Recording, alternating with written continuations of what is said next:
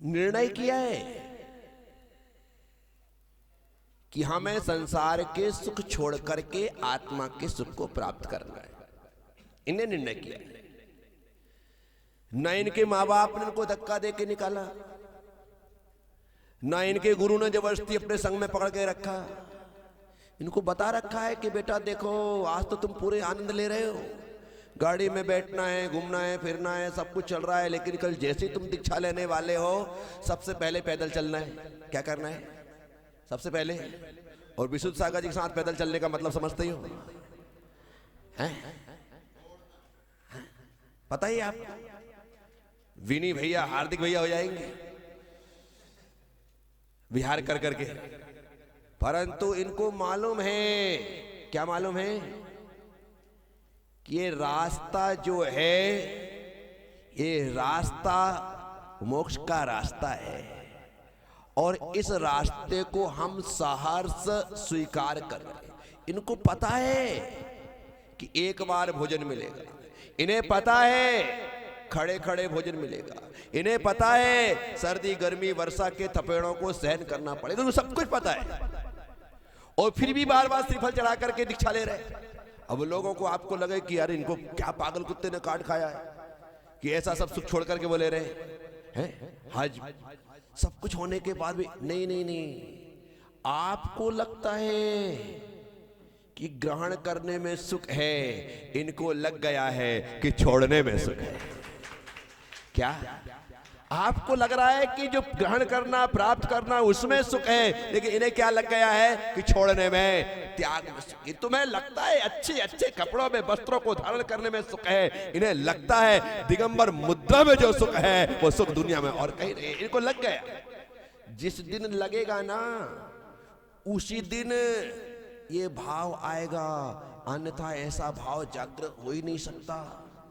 आप बोल बोल के थक जाओगे कि दीक्षा ले लो, दीक्षा ले लो, दीक्षा ले लो, घर छोड़ दो, मुनि बन जाओ, ब्रह्मचारी बन जाओ, नहीं बन सकते।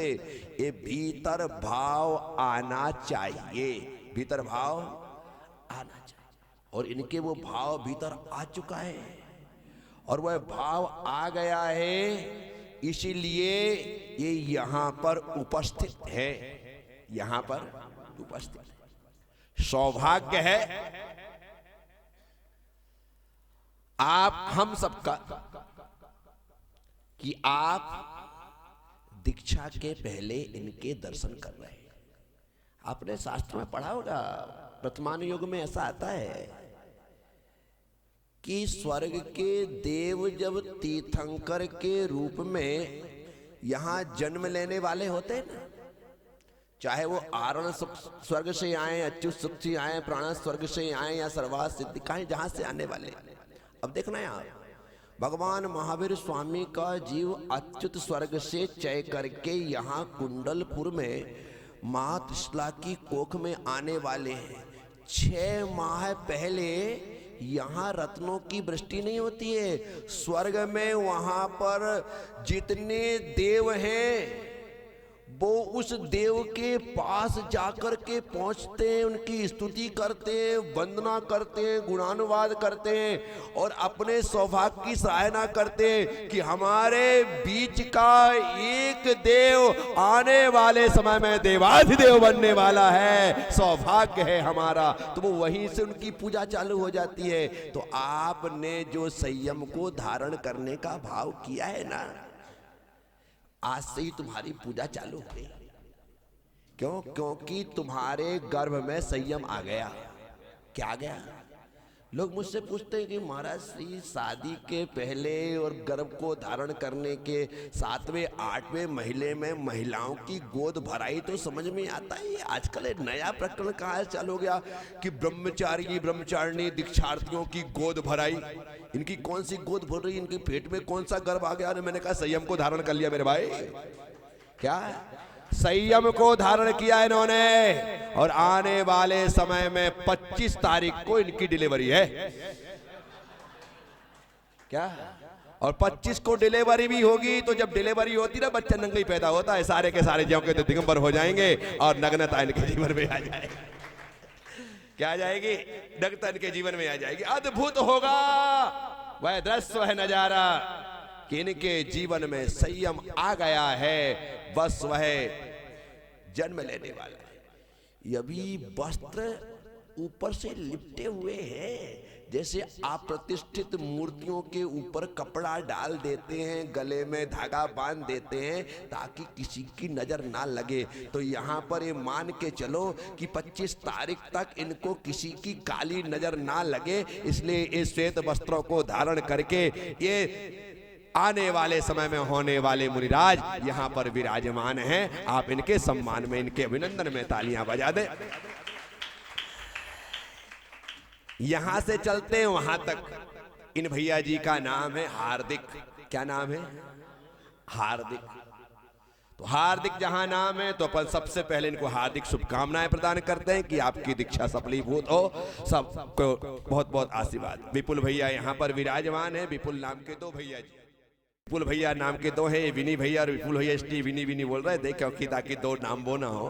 तो विनी भैया छतरपुर से है और छतरपुर से दो भैया जी है, अंकुर भैया जी मेरे गुरुदेव की कर्म भूमि है और वहां से दोनों के दोनों जन्म लेने के पश्चात आगे बढ़ रहे हैं। मैं विनी भैया को और अंकुर भैया को बहुत बहुत आशीर्वाद प्रदान करता हूं। इसके साथ ही सिद्धम, माँ बाप ने नाम ही सिद्धम रखा, उनको पता होगा कि सिद्ध बनने वाला है, इसी कारण से सिद्धम नाम देकर के सिद्धम भैया जो कि भिंड के हैं वो यहाँ पर उपस्थित है। भाई हिमांशु भैया ये भी भिंड के हैं और विपुल भैया, ये तीन भैया जी। भिंड एक ऐसी नगरी है जहाँ बहुत बड़ी जैन समाज, बहुत बड़ी जैन समाज। यानी कि साधु प्रवचन करने बैठे तो 5000 लोग तो यूं प्रवचन में आ जाते हैं।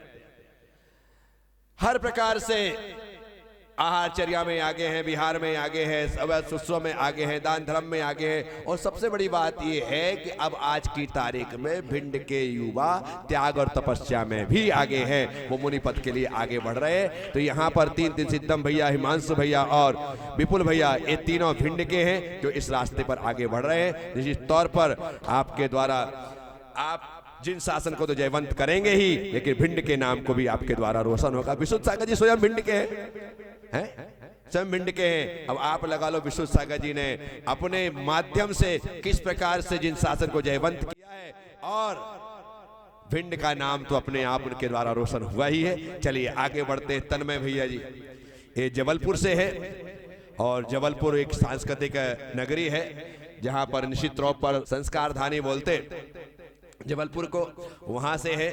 और जबलपुर किसी प्रकार से पीछे नहीं है। निश्चित तौर पर तन्मय भैया अपने आप तन्मय से चिन्मय की यात्रा करें, मेरे मंगलमय आशीर्वाद आपके साथ है। और राजेश भैया जी, इन सभी भैया जी में इकलौते भैया जी हैं जो पूरी तरह से सफेद है। तो राजेश भैया जी इस दीक्षा को धारण कर रहे हैं, जब ये ललितपुर के वासी हैं। बहुत बहुत आशीर्वाद। तो इस तरह से इन दीक्षार्थियों का एक संक्षेप में परिचय मैंने दे दिया है।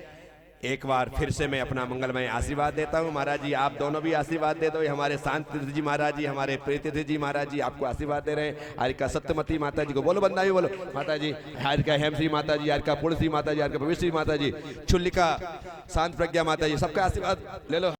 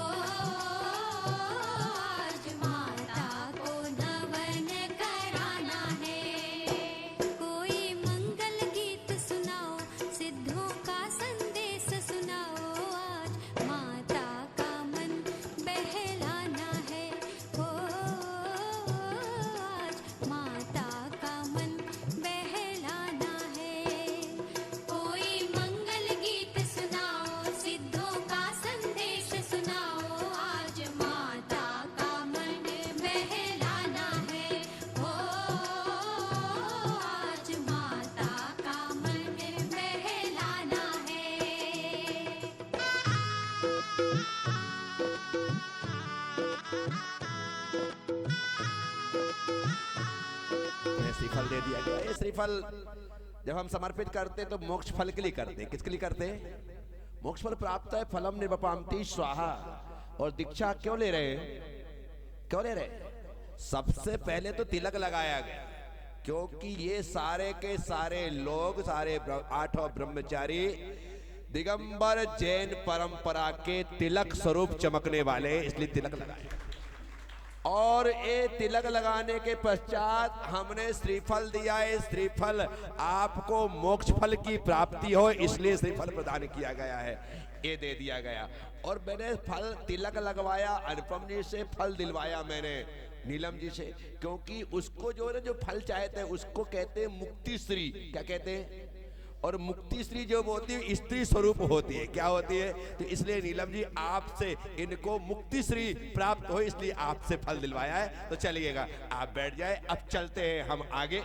यहाँ पर गोद भराई की प्रक्रिया होगी।